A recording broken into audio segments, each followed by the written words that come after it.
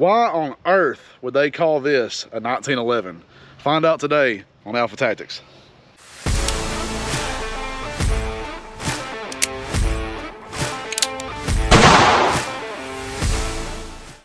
Just kidding, I'm not going to tell you any of that because I really don't know. So this is the Springfield Prodigy.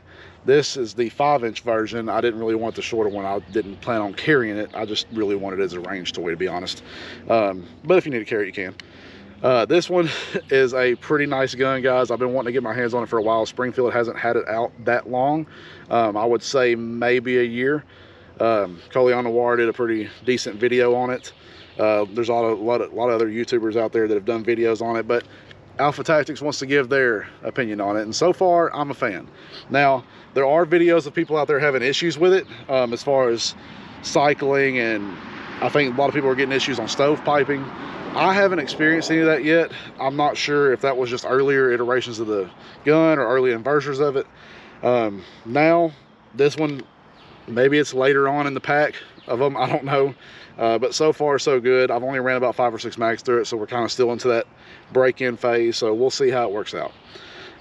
So far I like it. If you notice, this gun was set up to resemble a lot of the staccato in a way, which I've put a few different pieces on it, like the staccato mag wheel flare. I like that. That way you can not damage up the frame of your gun when you're trying to throw mags in really fast. And we've also got the EOTech E-Flex on it, so big fan of that red dot. This gun's got a lot of qualities that I do like. Haven't really found any that I don't, to be honest. So just for starters, we'll kind of go over it. So I think the reason why they call this a 1911 is because of how much that top slide actually resembles one. I mean, for all intensive purposes, all this is a double stack 9mm 1911, which, for what I understand, is pretty much a 2011. So I'm not really sure, as well as a lot of other YouTubers, we're not really sure why they decided to call this a 1911, but Springfield Prodigy DS 1911. All right, so on from the boring stuff, let's get to shooting this thing a little bit. But I want y'all to notice something. That is a thick barrel. Damn, boy, he's thick, boy! And they do that a lot. A lot of the reason they do that is to keep your rigidity of the barrel and keep your accuracy as you're running your gun a lot faster than what you would typically run a lot of other guns. That barrel being that thick like that just really reinforces that accuracy behind it. And you will notice that as I shoot it, or not. I mean, it depends on if you can see if I'm hitting the target or not. So I may miss it a lot, who knows. But anyways, slide, butter. Didn't even feel the gun move. I'm telling you, dude, this is a really nice gun. Springfield did a good job with this, in my opinion. Other people can say what they want. I'm having fun with it.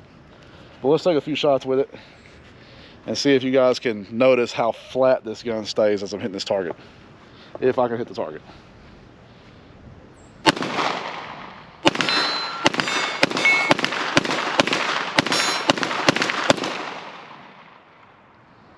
I think I'll turn my dot off somehow or another. Or maybe it went off after time. That'd be nice. See if I can get this dot on.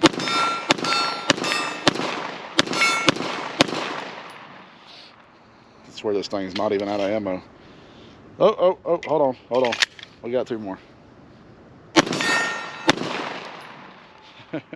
I do need to sight that dot in. It seems like it's a little bit off. But that gun hardly moves.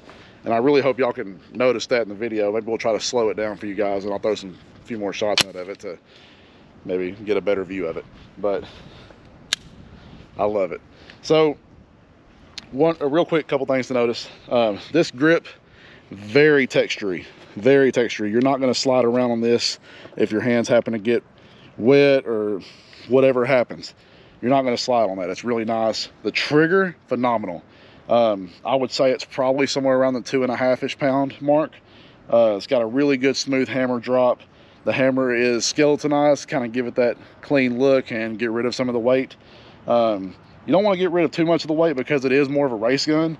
You want to have a lot of weight out here on the bottom to keep that slide gliding back and forth real easy and not have a lot of muzzle flip to it. They did a good job about that. I'm a big fan of that. You can tell that bottom of that slide or that frame is just as thick as that slide is. So there's no kind of divots as you would see in a normal 1911. They kept a lot of the same slide serrations as 1911. You got the, see if I can get it to do it here. You've got the ambidextrous safety, as most 1911s do. It is set up to where you can change it if you're a lefty, to where you can put your mag release on the other side. For me, I'm right-handed and not wrong-handed, so it works out good for me. Other than that, Springfield is known for some good quality stuff. The Hellcat's a really good carry gun. The 4 1/4 inch version of this, I believe it is also a good carry gun. Like I said, it's a little heavy. I wouldn't prefer to carry something as heavy as that, but to each their own. All in all, man, great gun. Springfield did a good job with this.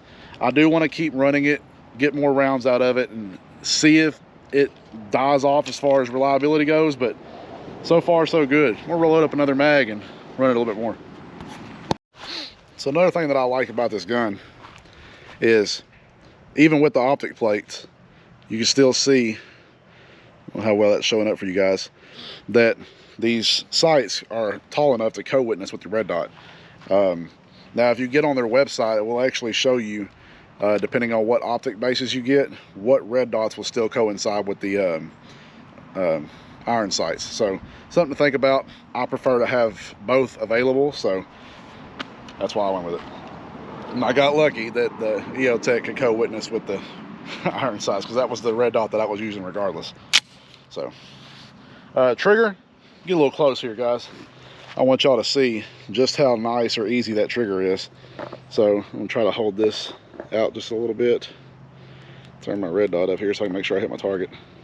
But there is not much at all with that, and let's see if I can't get a reset. Just very, very short and crisp reset. So super nice trigger. Very much unexpected if you're not ready for it.